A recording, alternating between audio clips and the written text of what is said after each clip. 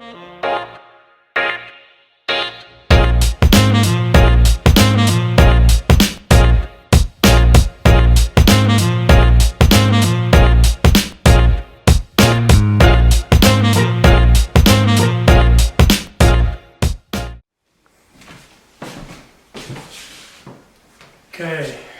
guys, welcome to Sunday in General. This is my home kitchen. It's pretty much where I make everything that you see on the Instagram page. This is very new to me, so yeah, excuse if I have any slurs or I'm trying to not mumble. It's also very intimidating. I thought it would be easy to get up and talk to a camera. As I am now learning, it is actually super hard. I think we watch shows like on Netflix, like Ugly Delicious and the Chef Show, and we just sort of assume that it's actually easy to get up on camera and cook, which is actually not. So this is a platform I want to start using. I want to open up some discussions on some various topics in the food industry, be it the nuances of people's lifestyle choices like veganism, or what makes a restaurant good in this day and age. Another thing I'd love to chat about is coffee and the great coffee price debate, what we should be paying for if that wide. So this is the first attempt at this. Hopefully the platform catches on and we can start having conversations with industry professionals and people who are in the industry that share the same views or different views. I know I have a lot to say about these things, and I'm sure everyone else does as well. So let's give it a go.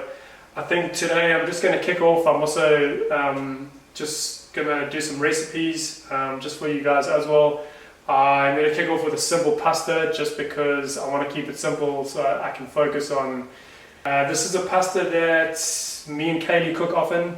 It's our go-to when we don't feel like cooking. I have been a big advocate always, and call it a purist outlook maybe, of making your own pasta, but I have since discovered some really awesome pasta that I buy at Olive Branch. This Romo pasta. This stuff is like super legit, and as far as store-bought pastas go, I would highly recommend this. There is a sauce going now, don't worry, we will jump back and I'll show you everything about that sauce. It's super easy, it's literally 3 ingredients. So I'm just going to get this pasta water going. This is just water, and obviously all good pasta water needs to taste like sea salt. I've never really believed in putting olive oil in your water. I don't actually think it does much, to be honest. So a little trick I learned when I was watching Jamie Oliver as a kid. Now, this doesn't always work, so forgive me if it doesn't work, but I'm going to go for it anyway. There we go. Today I'm using a spaghetti. I like the thinness of this pasta. It just sort of marries well with the sauce that we're making. So yeah, in with the pasta we go. And I'm just going to pop that, move that lid there. And now, a quick word from our sponsors. Okay guys, so like I said, super simple sauce. What I'm going to do is I've got a pan on a medium heat here. I'm just going to whack in some coconut oil. I actually prefer cooking with coconut oil and then seasoning and dressing with olive oil. I have the pint of cherry tomatoes, which is going to go into the pan, uncut, just as is. Just let it do its business whole. I'm going to go in with whole olives that have been de-pipped. Green olives, because I prefer the green olives for the sauce. Green olives are a lot more brinier than the black olives.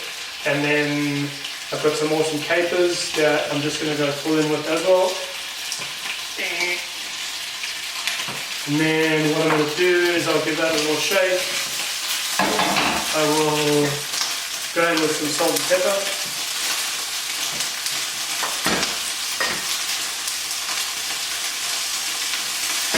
Give it another little shake. And then cover with a lid. I don't actually have a lid that fits this pan, so this is a makeshift. What I'm going to do is just let that go on the lid. I'm going to turn down the heat to a low heat, and I'm just going to let those tomatoes do their thing. Just cook them out whole, they'll start to break in and soften, and as you start stirring them, just break them up with the back of the spoon or the tongs, you'll see the olives will start to break, the cake is sort of like split open and everything just sort of like gets molded into one. And when you break up the tomatoes, the juice from the tomatoes starts sort of like rendering down and like creating this like really like nice and thick sauce, which is obviously going to go with our pasta.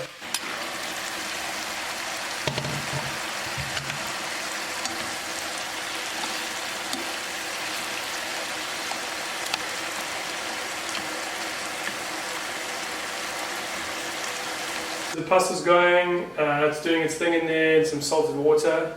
The sauce is looking fine. You can see, I hope you can see that it's like all nice and broken up and juicy. So what I'm going to do is I'm just going to finish that off with some parsley, which I've picked from the garden behind me. I'm fortunate that I have a little parsley garden there. I am all about the stalks, so I'll go full in. Stalks, leaves, everything. You know, what would a cooking show be without a little knife demo? I like to roughly chop the parsley. I feel like it doesn't get lost in the sauce then. So I'll just quickly roughly chop it, move that to a side. Let's just take this off. A little chopping board hack, if you don't really know, wet cloth, under board, keep it nice and firm. And then, chilies. Myself and Katie love chilies. You don't have to add the chili in, but I always am a big advocate for it. So I'll just roughly chop that, put it in there, give this a little. And the only thing left to do is whack this in the sauce. Give this a little toss around. Good to have. So while we wait for this pasta to finish up, we'll take a quick word from our sponsors. Alrighty, so I think the pasta's done. It's been going for about 10 minutes, 15 minutes. Let's just double check here. Time to drain it, but before you do, I always like to save some nice starchy water, which I'm going to use to thicken that sauce a bit and add to the pasta before we serve it. Let's just get this guy drained.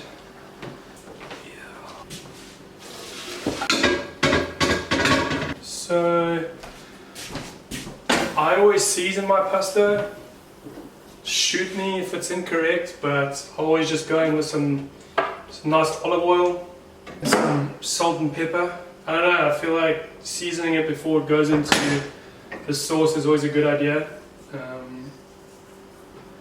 Mix that up.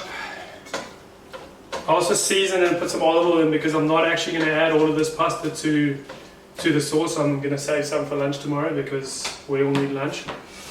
Whack this back on, full heat, and I'm actually going to throw some pasta water in just to loosen up the sauce, and then we're going to go in with pasta.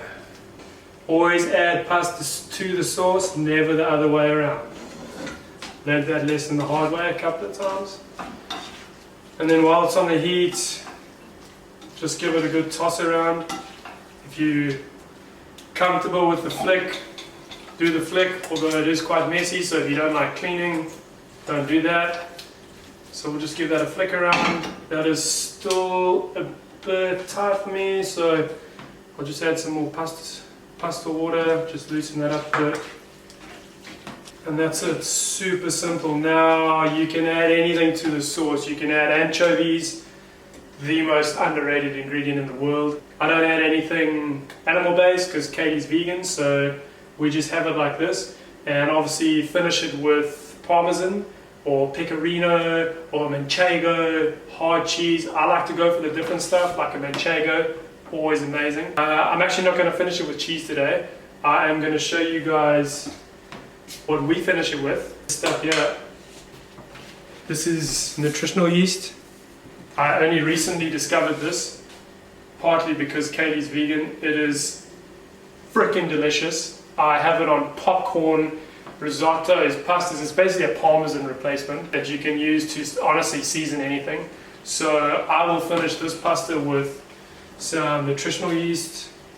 Just go in there. It's got this like really cool oniony, salty, chivy sort of flavor, and it also has this awesome like nuttiness that you'd find in a normal parmesan. Just finished that, and that's that. Switch this off. What we're gonna do is just get a plate. Who cares how you plate it, because whatever. Hashtag ugly delicious. And there you go. That is a simple pasta, super easy to make, 4 ingredients. I'm not going to do that awkward thing where chefs like eat the meal after it's been cooked on the show, because I think it's pretty lame. I'm just going to tell you that I know this is freaking good. I'm going to go and eat this, and thanks for watching.